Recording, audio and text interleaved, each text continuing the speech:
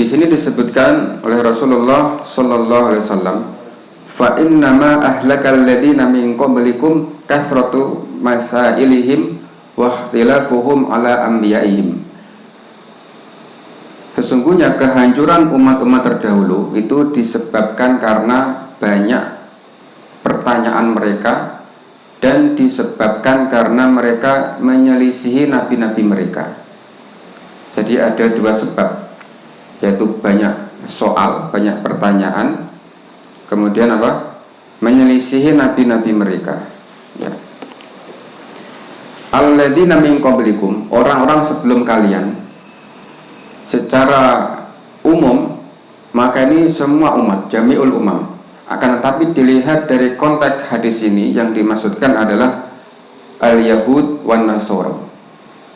Jadi yang dimaksudkan orang-orang sebelum kalian ini adalah Yahudi dan Nasrani. Dilihat dari konteks hadis ini. Kenapa? Karena orang Yahudi ini yang paling parah ya, di dalam banyak bertanya. Yang paling banyak bertanya kepada nabinya ini kaum Yahudi. Ya. Maka di sini ada faedah bahwasanya bertanya itu ada yang baik, ada yang terpuji, ada yang tidak terpuji. Bertanya yang terpuji itu ketika kita membutuhkan jawaban karena kita mau mengamalkan di dalam syariat Islam ini.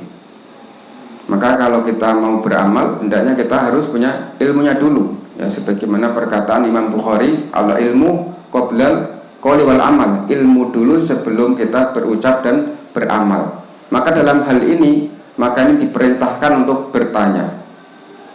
Ketika kita mau beramal, kita butuh ilmu, maka di sini dianjurkan bertanya.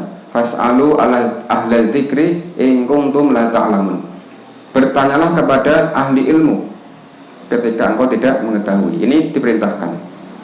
Adapun bertanya yang tidak terpuji, yang dilarang, ini diantaranya yang pertama as-su'alu la yanfa', pertanyaan yang tidak bermanfaat.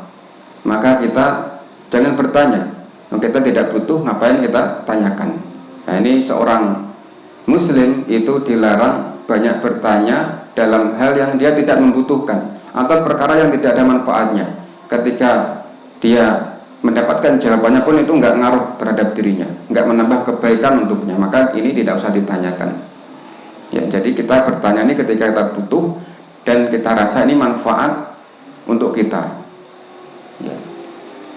Kemudian yang kedua, tidak boleh bertanya di dalam perkara urusan gaib atau perkara yang Allah sembunyikan. Ya, seperti halnya bertanya tentang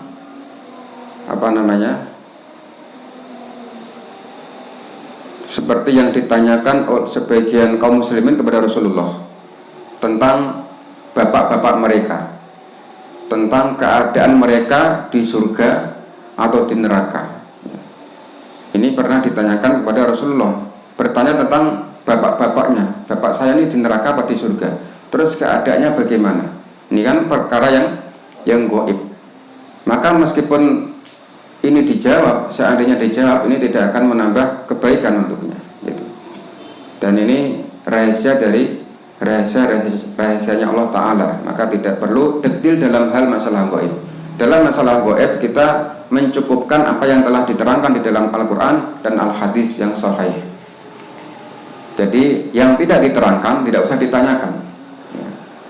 Karena yang gaib ini urusan Allah Subhanahu wa Ta'ala. Ya, dalam hal gaib kita jangan banyak bertanya, jangan banyak menanyakan secara detail.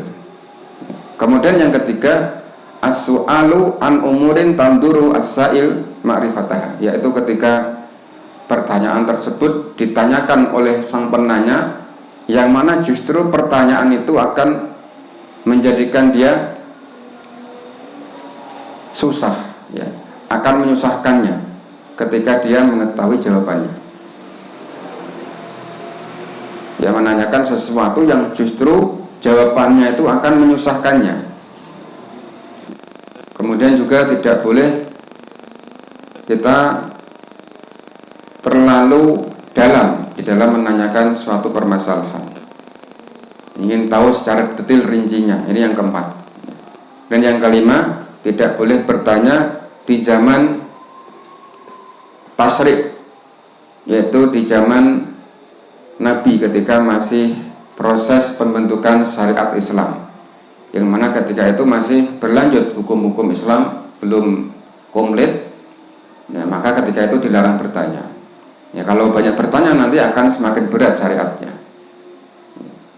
Maka ini diantara larangan kita banyak bertanya dalam beberapa hal. Ya, tadi yang pertama, pertanyaan yang tidak ada manfaatnya. Yang kedua, perkara gaib, jangan terlalu banyak bertanya. Yang ketiga, pertanyaan yang akan justru menyusahkan kita. Yang keempat, terlalu dalam di dalam kita menanyakan, ingin tahu secara detail, secara rinci. Dan yang kelima, tidak boleh bertanya ketika masih pada zaman tasyrik. Ini sudah lewat, ini pada zaman Nabi. Ya, karena ini penyebab kehancuran umat-umat terdahulu. Mereka ini hancur, celaka, ini gara-gara mereka banyak bertanya. Jadi penyebab kehancuran kaum terdahulu itu ada dua. Yang pertama tadi karena banyak pertanyaan, dan yang kedua ini karena mereka menyelisihi nabi-nabi mereka. Ya.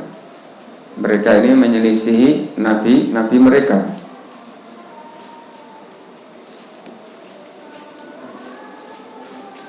Mereka menyelisihi ajaran nabi-nabi mereka dengan akal mereka.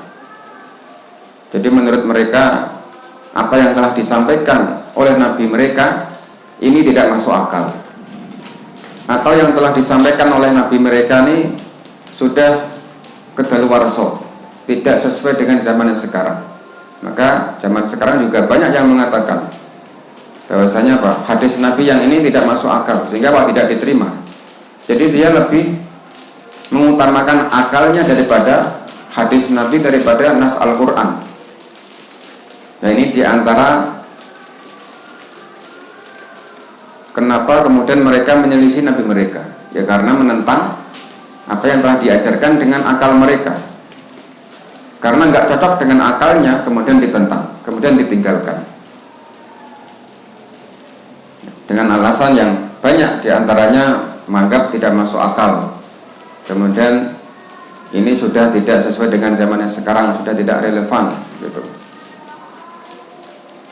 Maka apa? Mereka ingin merevisi.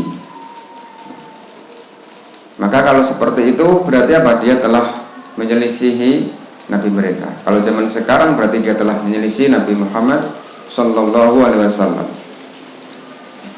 Maka yang wajib bagi seorang muslim hendaknya dia senantiasa bersepakat dengan nabi-nabi mereka dan meyakini bahwasanya nabi-nabi tersebut adalah hamba Allah, hamba dari hamba-hamba Allah yang Allah telah memuliakannya, yang mana Allah telah memuliakan dengan memberikannya risalah, memberikan ajaran.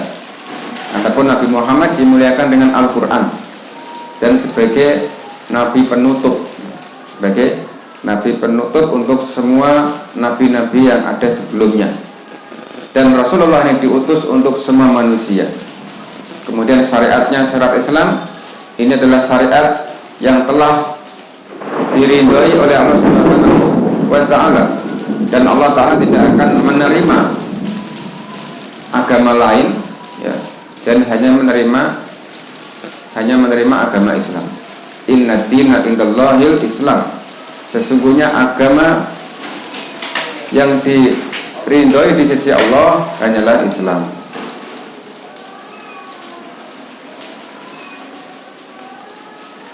Dan dengannya kaum muslimin juga tidak boleh menyelisihi Nabi Muhammad di dalam perkara sesuatu yang tidak diajarkannya.